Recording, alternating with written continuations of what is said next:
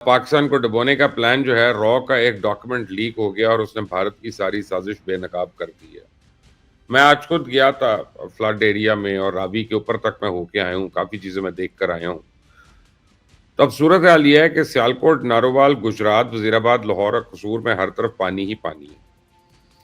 चनाब, रावी, सतलुज और ब्यास में इंडिया से अभी तक मुसलसल पानी आ रहा है। मैं आपको पहले दिन से एक बात कह रहा हूँ कि पाकिस्तान में आने वाली ये तबाही कुदरती नहीं है, बल्कि इंडिया ने एक साजिश के तहत पहले आखिरी वक्त तक अपने आबी ज़खायर में पानी स्टोर किया और फिर अचानक सैलाबी रेला छोड़ दिया कि हमें तकलीफ हो या डुबोने की कोशिश है। तो अब तो इंडियन पंजाब के लोग मेरी इस बात की तस्दीक करना शुरू हो गए हैं कि मोदी सरकार ने पाकिस्तान से ऑपरेशन सिंदूर में शिकस्त का बदला लेने के लिए उनको भी कुर्बानी का बकरा बना दिया।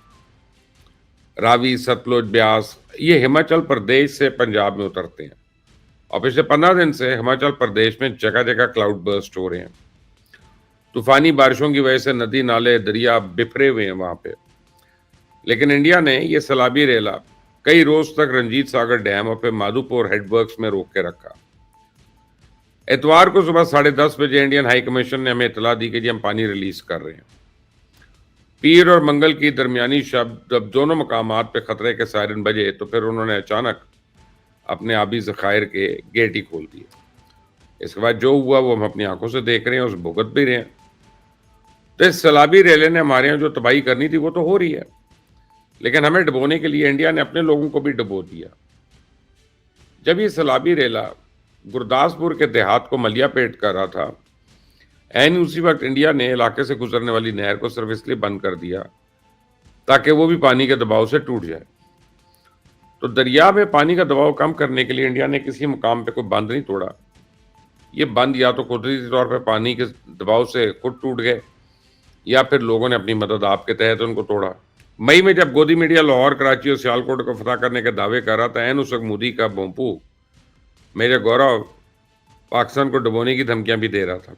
मैंने आपको मेजर गौरव की वो गुफ्तगू सुनवाता हूँ, आपको पता चल जाएगा कि इंडिया ने मानसून को एक जंगी हथियार के तौर पर इस्तेमाल करने की प्लानिंग बहुत पहले से कर रखी थी। मैं ये कहना चाहता हूँ बहुत बढ़िया चीज है, पहले प्यास से मारो और फिर पानी में डुबाओ, फिर प्यास से मारो फिर पानी में डुबाओ। अब बारिश हो रही है, मानसून का महीना है, तो अब पाकिस्तान में भी बारिश हो रही है, वहां पे भी वाटर लेवल राइज हो रहे हैं। बिल्कुल करेक्ट समय है कि और पानी डालो और जैसे ही मानसून खत्म हुई सारा पानी रोक दो, डाइवर्ट कर दो। यही चलना चाहिए इनके साथ। मैं आपको बताऊं कि भारतीय पंजाब के बासियों ने ऑपरेशन सिंदूर के दौरान भारतीय सेना की ना तो हिमायत की, ना ही कोई मदद की, बल्कि पूरी मशरकी पंजाब ने दिल्ली से मुतालबा किया था कि अगर आपको जंग लड़ने का इतना शौक है तो पंजाब बॉर्डर की बजाय गुजरात बॉर्डर से लड़ें। उनका कहना था कि तुम्हारे जंगी अज़ाइम की कीमत हम बार बार क्यों अदा करें। अब भारतीय सेना का बुग़्ज़ देखें कि वो सिखों को जंग में साथ ना देने की सजा भी दे रही है। मशरकी पंजाब में भारतीय सेना इस वक्त इंतहाई सीरियस ऑपरेशन कर रही है। अब ये रिलीफ ऑपरेशन कह लें। दुनिया की चौथी बड़ी फौज ने इस रिलीफ ऑपरेशन के लिए सिर्फ 2 हेलीकॉप्टर मुख्तस किए हैं। आप पूरा सोशल मीडिया देख लें, आपको इंडियन आर्मी कहीं भी लोगों की मदद करती नहीं दिखाई देगी। अपनी स्क्रीन पे ये मनाजर देखिए, आप देख सकते हैं कि लोग चारों तरफ से पानी में घिरे हुए हैं, जबकि भारतीय सेना के बुज़दिल सिपाही उनकी मदद करने की बजाय फोटो सेशन करने में मसरूफ है। इनको इंसानी जानों की कोई परवाह नहीं है, उन्हें पंजाब के बासियों को नुकसान का कोई एहसास नहीं।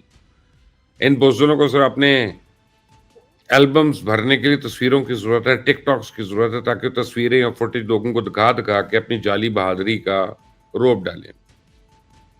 आपको ये सुन के हैरानी होगी कि तबाही के इस आलम में भी इंडिया अपनी इश्तियाल अंगेजी से बाज नहीं आ रहा। गोदी मीडिया कल से चीख रहा है कि इसने जनूबी कश्मीर में दरअंदाजी की कोशिश को नाकाम बनाया। अपने इस झूठे इल्ज़ाम को सच्चा साबित करने के लिए भारतीय सेना ने 7 जख्मी फौजियों की तस्वीरें भी जारी कर दी। तो गोदी मीडिया कल से LOC के आसपास पाकिस्तान के ड्रोन उड़ते दिखाई दे रहा है। ब्रेकिंग न्यूज़ तो ये है कि बिहार पुलिस ने कल 3 पाकिस्तानी नौजवानों की गिरफ्तारी का दावा भी कर दिया।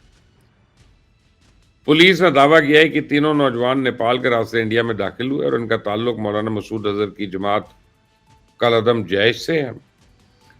और आप बिहार पुलिस के SSP की गुफ्तगू सुने जरा ये पुलिस अफसर किस तरह अजीत दियोल के एजेंडे को आगे बढ़ा रहा है। किया गया था और इस इनपुट पे काम करते हुए हम लोग लगातार जो है वो हाई अलर्ट पे हैं और बॉर्डर एरियाज में जो है लगातार वाहन चेकिंग चल रहा है। अब पूरे जिला के पुलिस को भी, थानों को भी अलर्ट किया गया है और तीनों संदिग्ध लोगों पर 50,000 की इनामी घोषणा भी की गई है। आप अपनी स्क्रीन पर नौजवानों के पासपोर्ट देख सकते हैं।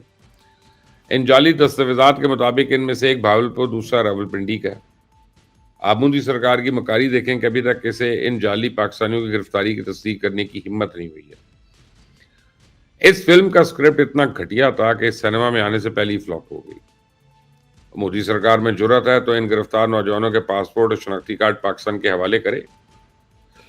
2 मिनट में दूध का दूध और पानी का पानी हो जाएगा।